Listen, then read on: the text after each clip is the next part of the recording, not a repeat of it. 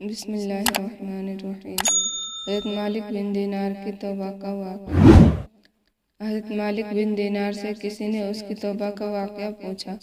آپ نے فرمایا کہ میں ایک سپاہی تھا اور مجھے شراب کی عادت پڑی ہوئی تھی۔ ایک دفعہ میں نے ایک باندی خریدی۔ وہ بہت حسین و جمیل تھی۔ مجھے اس سے بہت محبت تھی۔ اس سے ایک لڑکی پیدا ہوئی۔ وہ لڑکی مجھ سے بہت محبت کرتی اور میں بھی اسے بہت پیار دیتا تھا۔ جب وہ چلنے لگی تو اکثر میرے پاس ہی رہتی تھی۔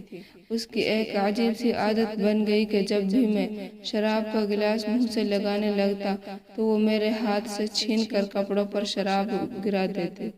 میں اسے محبت کی وجہ سے ڈانٹتا بھی نہیں تھا۔ جب وہ 2 سال کی ہو گئی تو وہ فوت ہو گئی، یعنی کہ مر گئی۔ اس پر مجھے سخت صدمہ ہوا۔ ایک مرتبہ 15 شعبان کی رات تھی۔ میں شراب پی کر مست ہو گیا۔ عشاء کی نماز کا بھی ہوش نہ رہا، حتیٰ کہ اسی حال میں نیند آ گئی۔ میں نے خواب میں دیکھا کہ روز محشر برپا ہے، لوگ قبروں سے نکل کر میدان حشر کی طرف جا رہے ہیں۔ میں بھی انہی لوگوں کے ساتھ جا رہا ہوں۔ میں نے اپنے پیچھے سے آواز سنی۔ میں نے پیچھے مڑ کر دیکھا تو ایک کالے رنگ کا بڑا اژدہا میرے پیچھے بھاگ رہا تھا۔ میں بہت خوف زدہ ہو کر بھاگ کھڑا ہوا۔ وہ بھی میرے پیچھے بھاگنے لگا۔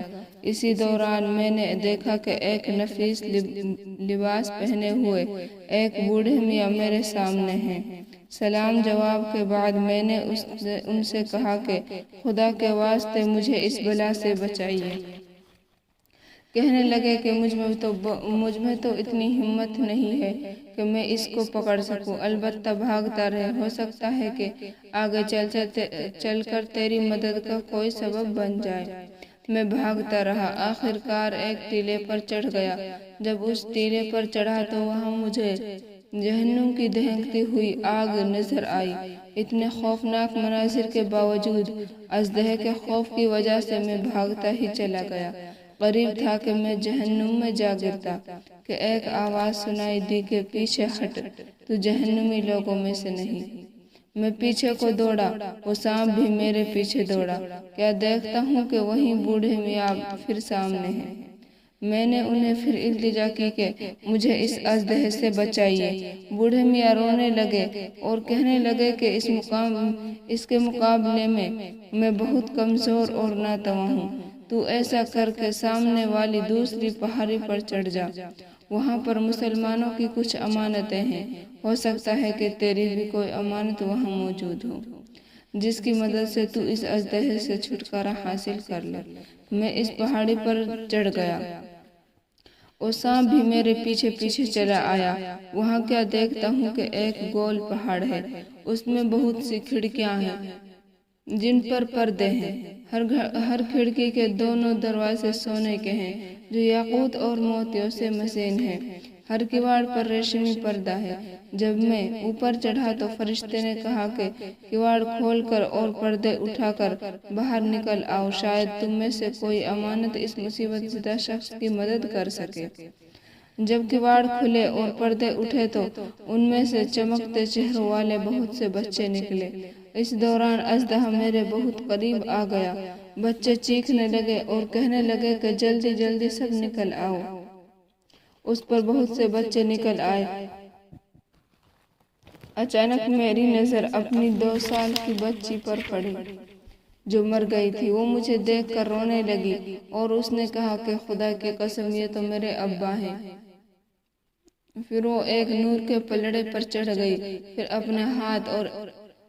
اپنے بائیں ہاتھ سے مجھے سنبھالا دیا اور دایاں ہاتھ جیسے ہی سانپ کی طرف بڑھایا تو وہ سانپ پیچھے بھاگنے لگا۔ مجھے بٹھا کر وہ میری گود میں بیٹھ گئی اور میرے داڑھی پر ہاتھ پھیرنے لگی اور کہنے لگی، أَلَمْ يَأْنِ لِلَّذِينَ آمَنُوا أَن تَخْشَعَ قُلُوبُهُمْ لِذِكْرِ اللَّهِ، کہ کیا ایمان والوں کے لیے اس بات کا وقت ابھی تک نہیں آیا کہ ان کے دل اللہ رب العزت کے ذکر کے لیے اور اس حق بات کے واسطے جو ان پر نازل ہوئی ہے کہ جھک جائیں۔ اس کی بات سن کر میں رونے لگا اور پوچھا کہ تم قرآن شریف کو جانتی ہو؟ تو اس نے کہا کہ ہم سب قرآن شریف کو تم سے زیادہ جانتے ہیں۔ جب میں نے اس اژدہے کے بارے میں پوچھا تو اس نے بتایا کہ آپ کے گناہ تھے جو آپ کو جہنم میں ڈالنے پر تلے ہوئے تھے۔